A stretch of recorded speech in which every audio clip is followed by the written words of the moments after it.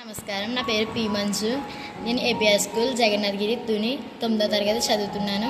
ఈరోజు నేను ఎక్సెల్లో Aadhaar number, date of birth, currency, bank account ఎలా నేర్చుకున్నాను మీకు ఇప్పుడు చెప్పబోతున్నాను. మనకి ఆధార్ నంబర్లో 12 నెంబర్స్ ఉంటాయి కాబట్టి 12 నెంబర్స్ క్లిక్ చేసుకుంటాం.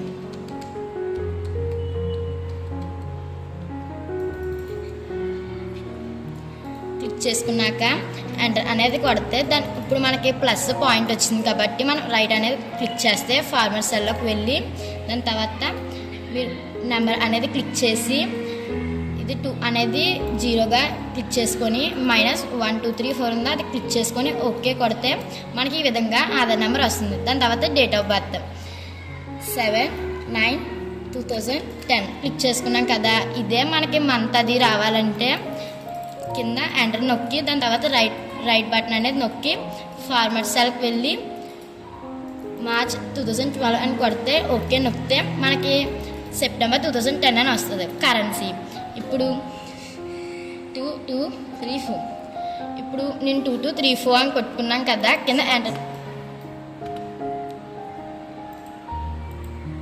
రైట్ బటన్ అని కొట్టి ఫార్మాట్ సెల్ కొట్టి దాని తర్వాత కరెన్సీ అని క్లిక్ చేస్తే 0 అని పెట్టి మనకి ఆల్రెడీ ఇండియన్ కరెన్సీ ఉంది కాబట్టి -1/2034 ఉంది కాబట్టి ఓకే నొక్కితే మనకి కరెన్సీ అనేది వస్తుంది. దాని తర్వాత బ్యాంక్ అకౌంట్, మన బ్యాంక్ అకౌంట్స్లో జీరోస్ ఉంటాయి కాబట్టి ఫస్ట్ జీరోస్ అనేది క్లిక్ చేసుకున్నాను.